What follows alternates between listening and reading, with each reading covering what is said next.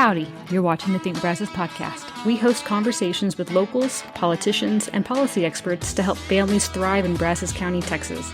So when you're thinking about how to make your community better, just remember, think local, think Brazos.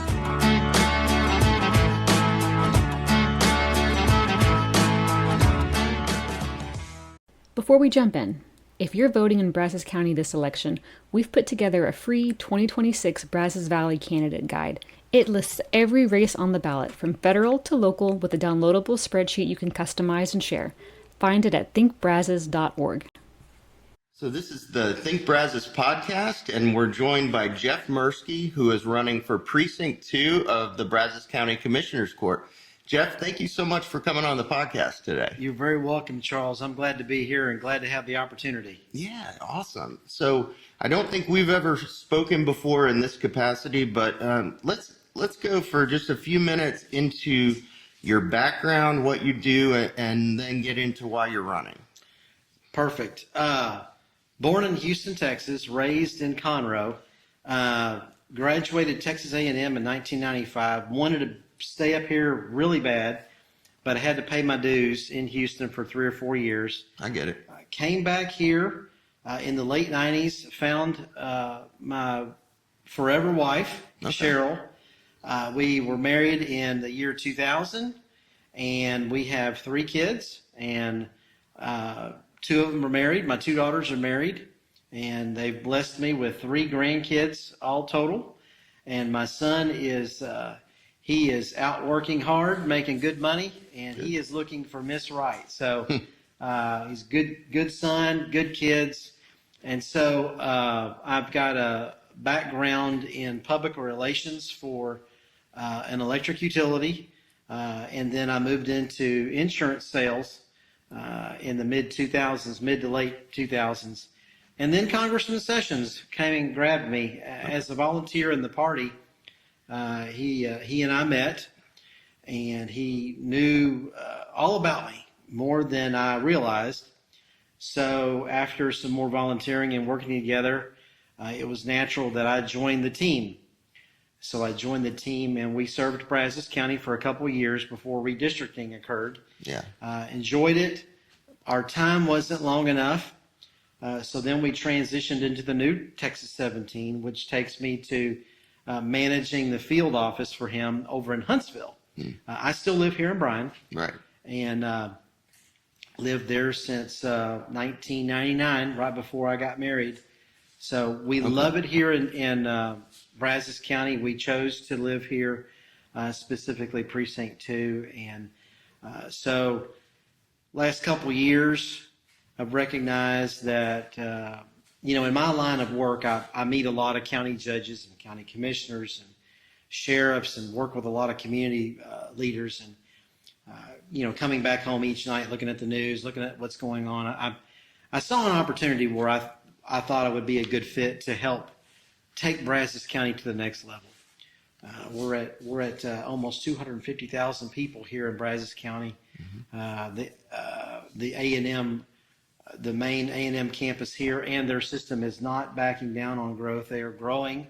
Our community is growing. So I see some areas that I think need fixing, and I would like to add some value to the table, and I think I'm the best equipped and most qualified to do that. What are some of the areas that you see that you think need fixing when we're looking at, the county administration, but also policy? Great questions, Charles. Well, from the outside looking in, it was real evident looking the past year, the trust level between the taxpayer and the county government is not anywhere near optimum. It's really, really poor. Okay. And that's very important as you serve a community. Folks vote for you. They expect some reciprocity. They expect some sort of relationship. Number 2, the level of communication and outreach is pretty low. And that's not to say that we don't have great talent on staff, because we do. I know some of them personally.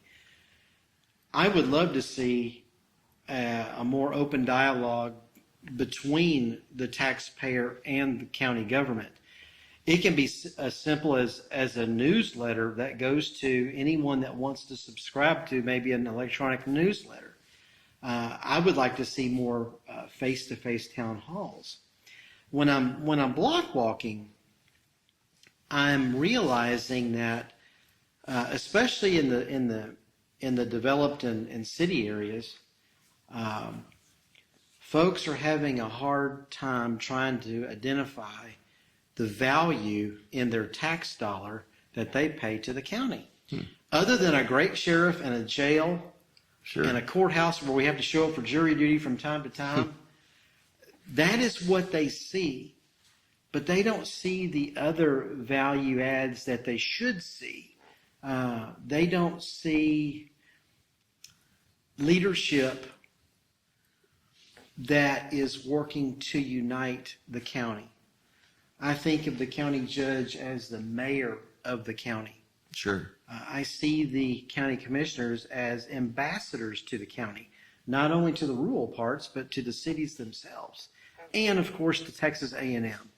I'm not seeing that. I'm not seeing a lot of evidence of that. I think if we did, we would have a higher trust level and a confidence level between the taxpayer and the county government. I think the county should lead more discussions on the bigger issues, the bigger needs of the county. Another thing I've learned on the campaign trail, block walking, talking to constituents face to face, is our fragmented medical care community. If we're in a really bad car accident, Charles, and we're bleeding out, chances are we will be stabilized and then flown out to Houston, Austin, or Temple for that very critical care.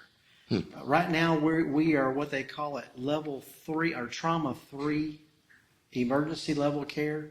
We used to be at 2, which could handle more critical situations in a catastrophe or a bad car accident or what have you. Another important area that I see that is going to be a growing need is we have so many young families that are either graduating A&M and they're able to stay here, or they're returning like myself, work 3 years in Houston or Dallas and then come back, and they've got young kids. We don't have hospital pediatric care in this community to where if little Johnny comes down with some really bad disease or some kind of ailment, chances are mom and dad and Johnny are not going to stay the night in Brazos County to treat little Johnny.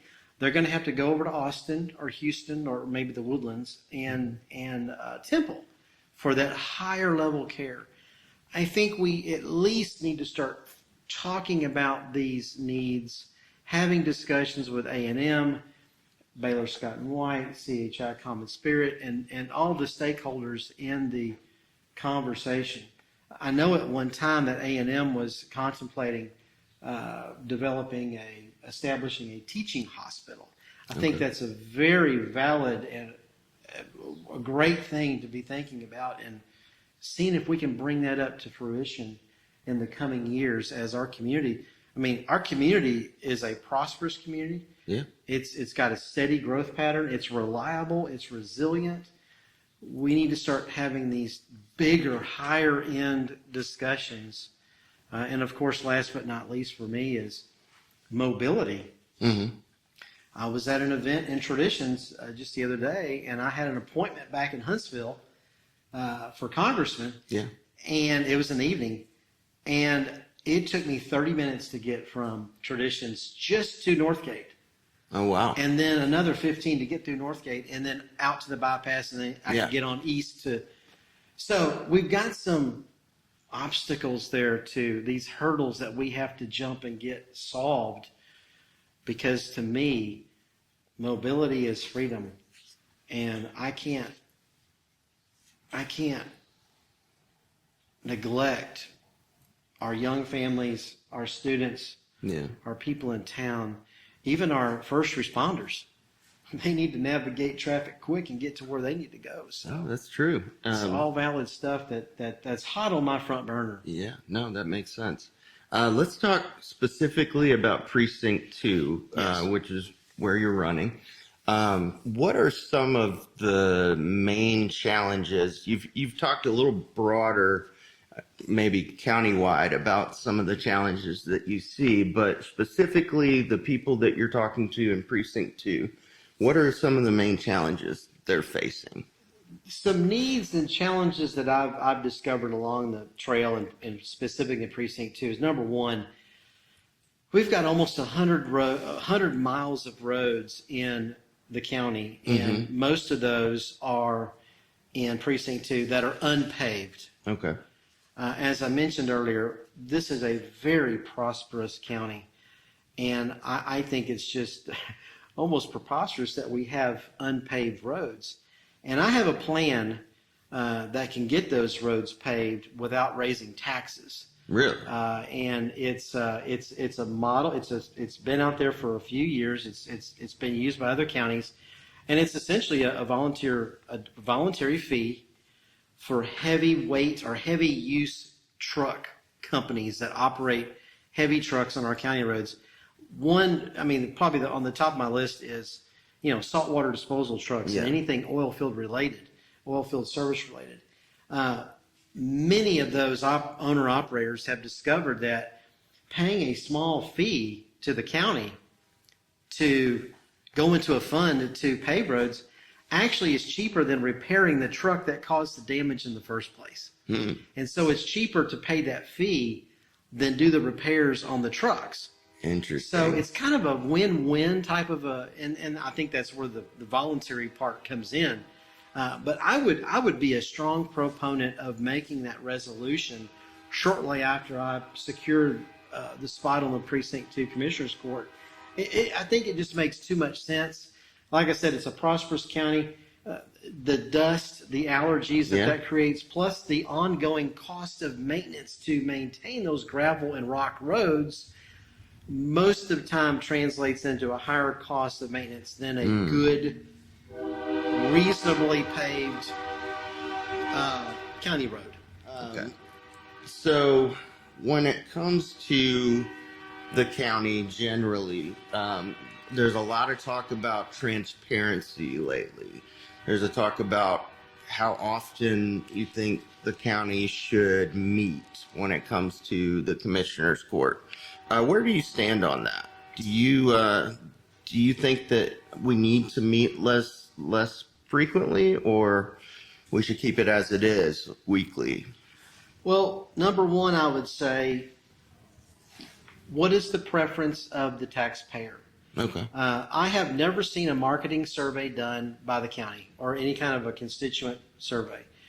I would love to see a robust and comprehensive communications plan put together and implemented to reach out and get some feedback. Okay. Now, it's been my experience since attending Commissioners Court meetings since August that the change to the every other week pattern or schedule with the opportunity for a workshop, I think we saw some success with that. I think we saw enough initially that would be a serious consideration going forward.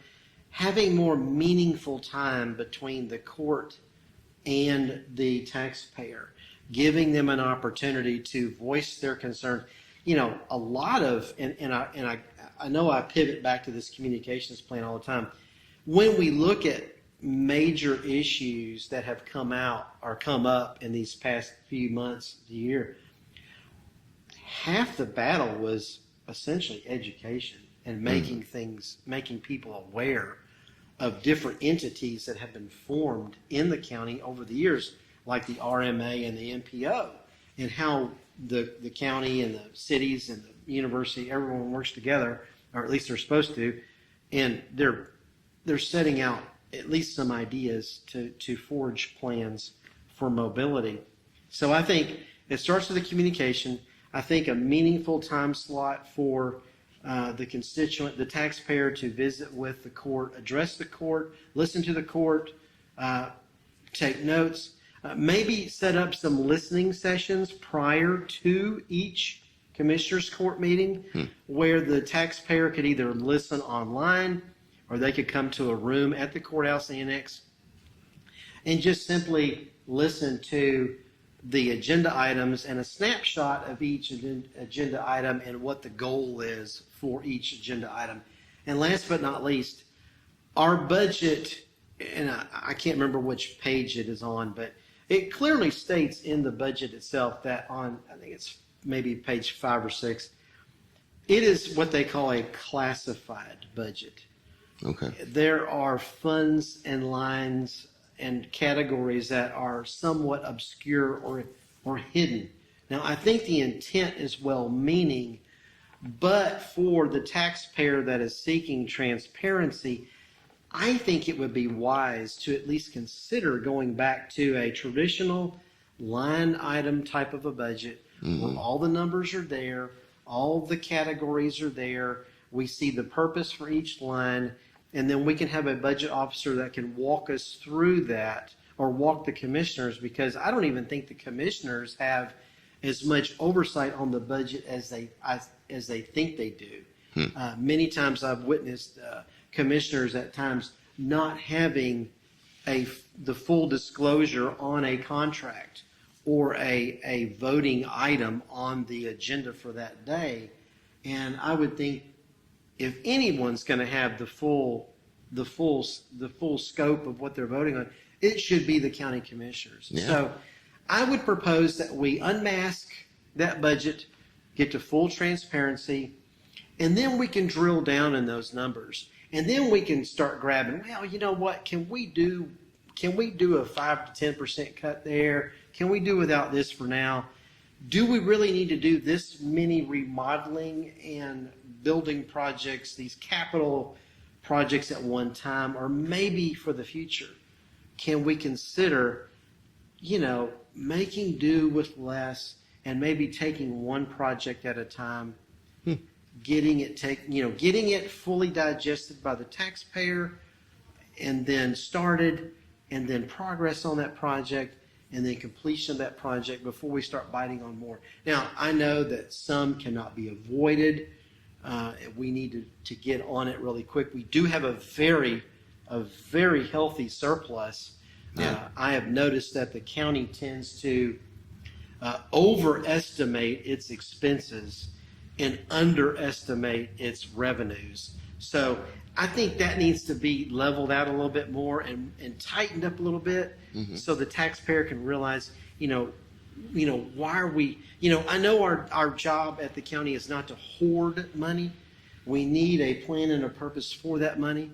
And as a commissioner, my job is to manage the taxpayers' money as fairly as possible and ask myself 3 questions every time we make a budget decision is, we got to remember where the money is coming from.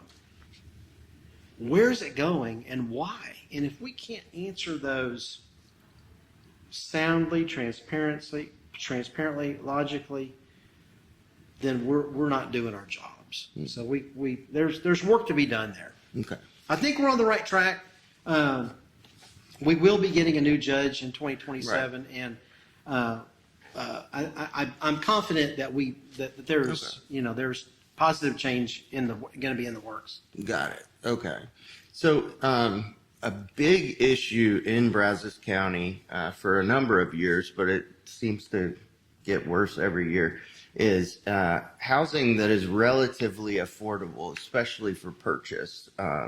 There's rental issues as well, but when it comes to home ownership, it's getting more and more difficult each year. You're seeing more development outside in the county as well as within the city. The development code of Brazos County is pretty scant as it stands right now. But there are some plans in the works, it appears, to kind of shore up the development code, try to, look at roads built in subdivisions, things like that. and kind of change the rules there. Where do you stand on development rules in the county? There are some other counties that are even going as far as creating almost a zoning code in the county outside of city limits. Where do you stand on shoring up the rules of subdivision standards? Great question, Charles. And this really applies to a lot of the fringe areas, those areas that are near to the city, but they are in the county. We're seeing growth expand. We're seeing new development come into the county. The county needs to make sure that our road standards are up to par. Our subdivision standards are up to par, meaning we can't be allowing houses to be built below grade into drainage problem areas. We have a few of those out in the county. We need to make sure that we have a good developer policy. Now, I am of the school where I lean towards a cost sharing type of a developer policy. I worked with a similar plan when I worked for an electric cooperative. When I was their key account and public relations guy, it was my job to go meet with developers and look at the scope of their project, see how much it was going to cost, and see how we could return money to that developer over time as electric meters got hooked up. So I think we could do something very similar in the county to where impact fees will not be on the table. Mm-hmm. I have got to realize I cannot be naive to think that a developer is not taking a huge risk when they look at developing a new subdivision or an estate style subdivision. They've got a lot hanging out there. They are leveraging a lot of money. They have a great relationship with their banker, I hope. And they're speculating into the market, wondering what the young family, the retiree, or whatever their market target is on what they want. This all drives a lot of, it's all within the equation of, is housing affordable? Are we making it more affordable, or are we making it less affordable? And I think a lot of those impacts are having a deep negative effect many times. We've seen this a lot in our cities, but now it's bleeding over into the county. The county needs to be better prepared for these growth areas. And infrastructure as well, roads, possible sewer infrastructure, wastewater. And then, of course, the most important for me, since I have a track record helping the congressman get dollars for communities from the federal government pertaining to mainly drainage and environmental impact.